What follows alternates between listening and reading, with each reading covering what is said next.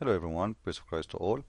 In this video we will answer someone else send me an email in YouTube.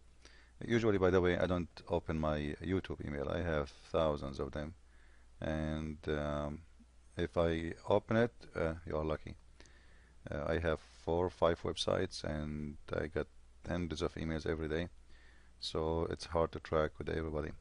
Anyway, he's saying here, error in the Bible. A Muslim showed me these verses and I am very confused that there is an error in the Bible. First, before I answer this question, I want to advise the Christians to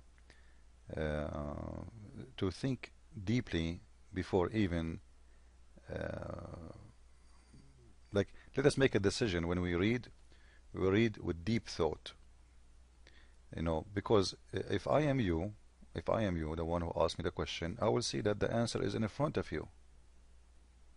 The answer is very clear. But what happened, and this is why you are confused, because you took what the Muslims post for you, but you did not read the verses. Don't ever go by what Muslims says to you. Go and open the Bible and read yourself. When you quote things, ask yourself why he quote a verse and verse. What about the verse before it? What about the verse after it? Because if you want to understand if this is what it says, you have to read it perfectly in a clear way. So to read that, we will go to the book, and the book will show us that there's no error at all. Now, let us assume, just for the sake of argument, there is an error. Let us assume. I'm not saying there's any error. I'm saying let us assume there's an error. And there's 2 people are reporting here a story about what they should take with them. If they took sandals or not, that will make a difference. That will change who is Jesus. That will change the teaching of the Bible. This is a metaphorical teaching about that the Lord will provide you. Both of them, they are saying the same. But anyway, I'm going to show you that there's no error. But always think smart. Think smart. Because both the reporters, they are reporting for us the meaning of those verses, not numbers. So let us say in Mark, he said he did not put the word sandals. Is that going to change anything? No. Because both of them, they are saying to us that you do not need to take with you. It's just, basic. We are not going for fun. We are not going to have a good time. We are doing missionaries. This is a mission. This is a mission for the Lord. Now let us read together, and you will see that there is no error whatsoever. It's just in the imagination of Muslims. When some people sometimes Muslims are the same as their prophet. They have a mental problem, and they hear voices, and they feel cold when there's no cold. They feel heat when there's no heat. They smell bad when there's no bad smell, and they smell good when there's no good smell. This is a very well-known disease, by the way. I don't know if you know about it. It's called, if we go to Google, we will see the name of this disease. It's called epilepsy. So that disease makes people see things they are not really exist. Now let us go and read the verses from the Bible, and we will see if this is really what the verses is saying or not. Now we will go to the Bible, and you will see this is Matthew 10 and this is Mark, where he asked us to go, and we will read together, and you will see there is no error whatsoever. I put them next to each other so we can see together what we are talking about, and we can compare. Okay, this is what it says in here. The first verse is saying, don't take with you gold or silver, etc., etc. No need, Then, no scribe for your journey, neither 2 coats, neither shoes. So he's talking about extra stuff to carry. Don't take with you extra things. Don't take 2 clothes, 2 dress. Don't take 2 shoes or 3 shoes or 4 shoes. It doesn't matter. Don't take many, not even extra stuff. So he's in here speaking about extra. And here he's saying the same. and take nothing for your journey, save the staff only, which means one staff. And here's take no extra shoes, no extra staff, no extra clothes, no extra. It's the same. Just wear your sandals. So it's in front of us. Well, isn't it silly how silly the Muslims are? The first verse in here is speaking about the same thing. It's about not to take with you extra things. You do not need them. Just one. How many staff in here? One. And here is saying don't take extra ones. That's all. And here he will say to you, it says not yet, but he's talking clearly about taking two things, two coats, shoes, not even extra stuff. But if somebody want to see it this way, he will see it this way. In any way, let us assume for the sake of argument, as I said, that it says in here take a staff, and here saying don't take a staff. Is that going to make any difference? No, but it doesn't say that. But the silly Muslims, they are silly. They are very silly. They could not find something against Christ, but look what they come with. I can show you tons of things. Your God Allah do not know even which one Allah He created first. Which one Allah finished first? I challenge any Muslim to answer. He finished the heaven first, or he finished the earth? You don't know.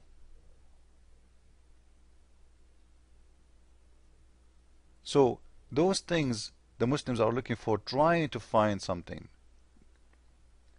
You cannot.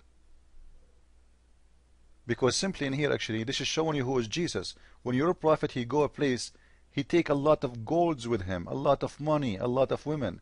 Look what Jesus is saying. Don't take any of those. We do not need them. Don't take golds. Don't take extra shoes. Don't take extra clothes. We are not going for fun. This is what Jesus is about. And that is telling us how amazing Jesus is. When one of us want to go to a picnic, he will take tons of things with him. He will take the whole kitchen. Those guys are going, risking their life from cities to cities. Still, he's saying to them, and all days they are not driving your car. You are walking or taking an animal. Even animals, they don't have animals with them. They are walking. So he's saying to them, don't worry. The Lord always provide you, and I am with you. So the silly Muslims, they are empty, they have nothing to say.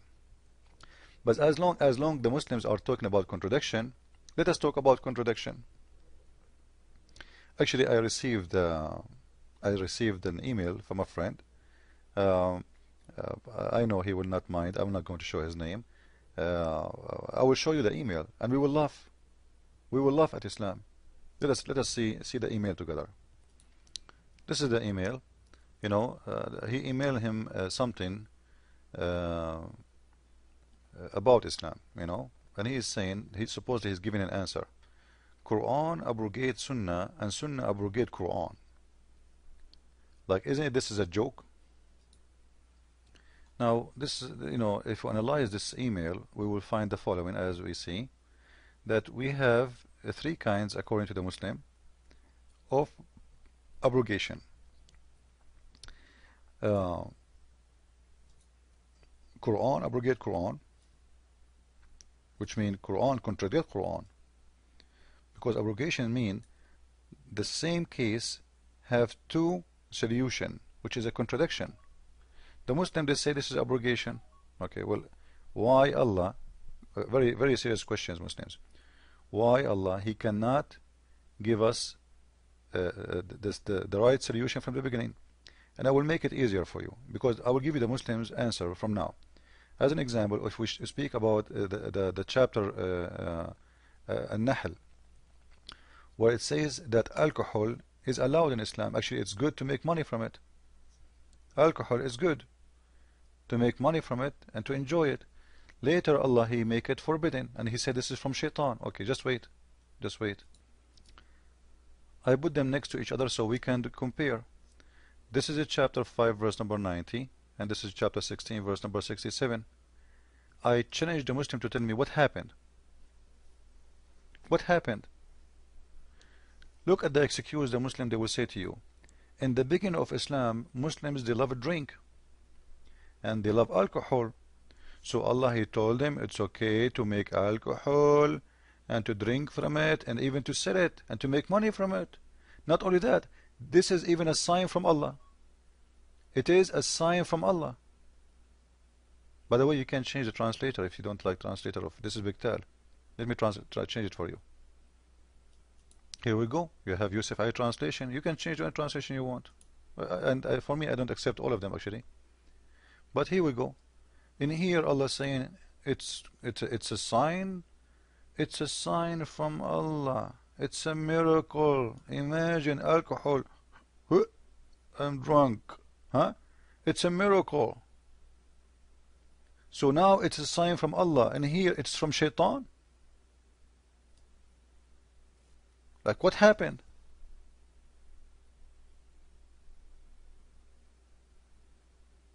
And by the way, if the Muslim says to you that the first verse in here is not about alcohol, we can shut them up easy, because we can read we can go and read the explanation, and we will see it's about alcohol. Actually, I'm going to show it to you after I finish my point, so nobody can say this is not about alcohol. So in here, if the Muslim, they want to say to us, oh, Allah, He told them it's a sign from Allah, so they will love Islam more. But the fact it is from Shaitan, as we see in here, it means Allah is lying. And who is the one who do lie? Either this is a sign from Allah or this is a sign from Shaitan. If the Muslim, they want to say to us in here that Allah, He allowed them because it was hard to convert to Islam, so He want them to convert, and later He will stop them from doing that. It's mean Allah, He allowed bad things to happen because He cannot fix it. He trap you first, and then after you get in, then now I will teach you what to do. Actually, I will force you, not teach you. So what the Muslim trying to fool you saying, which actually proving what Islam is about, that Allah, He gives things step by step. This is not step by step. You do not need to approve filth if it's filth to make it step by step. This is not step by step, because He is approving. If alcohol is from Satan, you do not need to approve it to the Muslims. Just shut up. At least be quiet. Until one day you can force them to change this. Then you say from today it's forbidden. But in the beginning you say it is allowed. Then you say to them it's forbidden. This is a trapping method. He is trapping them. Actually, the fact when Muhammad, he got so sick he cannot drink no more, he made this verse. But all the time, those Arab Muslims, they love to drink. Actually, they used to go to the mosque and they pray they are drunk. This is why, Muhammad, he told him, Allah told me, don't pray when you are drunk. Imagine. وَلَا تَقْرَبُوا الصَّلَاةَ وَأَنْتُمْ سُكَارَى. Don't start praying when you are drunk. This is how bad it is.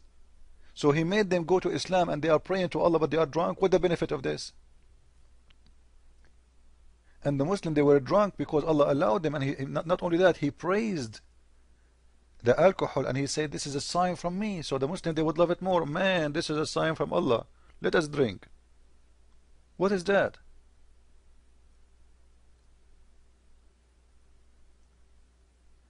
In here, it's not only about abrogation. In here, there's a contradiction. Because one saying this is a sign from Allah, the other one saying this is from Satan. All those things, according to Muhammad, are from Satan, including the alcohol. And just to show people that this verse is about getting drunk, let me show you the explanation, please, so nobody says to us I'm lying. Do you see it? This is Al-Jalalain. Read. This is not my explanation, so Muslims don't say I'm lying, because I know you. I know you. Here we go. Huh? What is that word here? Read with me. I'm going to let you read it by your own eyes. You see it? So it's a wine. Allah praising the wine, saying it's great, it's wonderful, it's amazing, it's beautiful, it's a sign. It's a sign, it's a miracle from Allah. And later they say, oh, this is came before it was prohibited. Look at this. This is became before it was forbidden by Allah. So why he approve it? Those people, they were doing it anyway. With the point of you saying to them, it's a great, it's amazing, it's a sign from Allah. Let us drink. Take a beer. This is why the Muslims, they say take a beer, because they cannot do it no more. So they say take a beer. At the same time, in here, I want to go back to his email, because this guy, this Abdul, he do not know his religion actually. In here he said, is giving us Quran abrogated by Sunnah. I can give you many examples about Quran abrogated by Sunnah. As an example, the Quran says pray 3 times only. Muhammad says 5. You know, there's many things, but the example in here he gave about chapter 280, that it's abrogated by hadith in Sunan Ibn Dawood. This is false. Chapter 280 was abrogated by chapter 4, verse number 411 and 412, as I remember. We go and we look in the Quran, we will see the following. Here we go. Chapter 4, verse number 11 and verse number 12. You can click at USFI translation or any translation you want. And here you will see that Allah, he changed his mind about the inheritance of Muslims. And you will see that the God of Islam always keep changing his mind, and it became very silly, to the point Muslim became today very confused about what to follow, what not to follow. This is why the Quran is not a bad book. You read the Quran, you have to be a scholar to know where is the verse to follow, and which verse is not. It's became in the garbage. It's a trash. You cannot follow it no more. Yes, it's there, but it's not valid. Like the Muslim, they will say to you, oh, the Quran says that there is no we don't force people in Islam. You have your religion, I have mine. You have your deen, I have my deen. This is abrogated one. But they mention it to you just to fool you, to make you believe that Islam believe that we don't force people to convert to Islam. Actually, that verse exactly, it's not about no enforcement in Islam. It is the opposite. Muhammad, he was answering the pagans, saying, you cannot force me. It doesn't say, I cannot force you. He is saying to them, he's saying to them, you cannot force me to accept Islam. So it was a response to them, not what he wanna do. Then in the email, but anyway, as long the Muslims, they agree that the hadith of Muhammad abrogate the Quran. The hadith of Muhammad abrogate the Quran. Like how, for God's sake, somebody accept that a prophet, he can, the words of, remember, when we say hadith, it's mean the words of Muhammad. How the word of Muhammad can cancel the words of Allah? They will say to you, well, Muhammad have the authority, so he is more powerful. He's Allah on earth. This is why I say Muhammad is the real God of Islam. Because when you say Allah, he says something and Muhammad says something else, this is extremely dangerous. I will give you an example. As an example, chapter 4, verse number 16. This verse is about 2 men, they are gays. The punishment in here is just to hurt them, and according to the tafsir or explanation, you beat them with sandals. Actually, the gays will love it. If you beat them with sandals, they love spanking, so they will enjoy it. So this is what the Quran says. You don't kill them. Then we will see that Muhammad, he canceled this verse, which is Allah teaching, and he make another rule, saying, as we see in here in Sunan Ibn Dawood, we will see this hadith. It says, if anyone is doing the act of Lut, which means the people of Lut, they became gays according to Islam, kill him. Kill him. Okay. Why the Quran saying beat them with sandals and this is the maximum punishment? And why Muhammad, he changed his mind to killing? There's a huge difference. Why it's okay to do that? Why it's not okay to do that? What's wrong with this God? Was it okay in the beginning? So it's okay to beat them with sandals? So what make Muhammad change his mind? The God of Muhammad, not only Muhammad, the God of Muhammad saying, beat them with sandals. Allah, he says, beat them with sandals. Muhammad says, kill them. Which one Muslims follow? This one. You see, this is why I say always, Muhammad is more powerful than Allah. Muslims do not follow their God. Their real God is Muhammad. If Muhammad says Jesus is God, Muslims, they will accept Jesus as God. If Muhammad told them worship the tree as God, trust me, they will worship the tree as God. Whatever this man he say, not whatever they say, what Allah say. Islam is based on what Muhammad say, not Allah. Because simply, Allah is just a shadow of Muhammad. Muhammad is the real God. So the whole story of abrogation, the hadith, the Muhammad word abrogating the word of Allah, you know, they are in competition because Muhammad was a confused man, he was a sick mental man, and he keep changing his mind. He's moody, and it's very hard to deal with a moody person. What he want in the morning is not what he want at night, and what he promised you yesterday is not going to be what you will have tomorrow. For this person, he have a mental problem. I hope this is enough for today. I hope I did explain to you some stuff for tonight. Follow with me please with more videos, and don't forget to tell your friends about my book. You can have it from Amazon.com, and as you see the name in front of you, it's called The Deception of Allah. Thank you. Christ is Lord, Islam is false. I'm into that.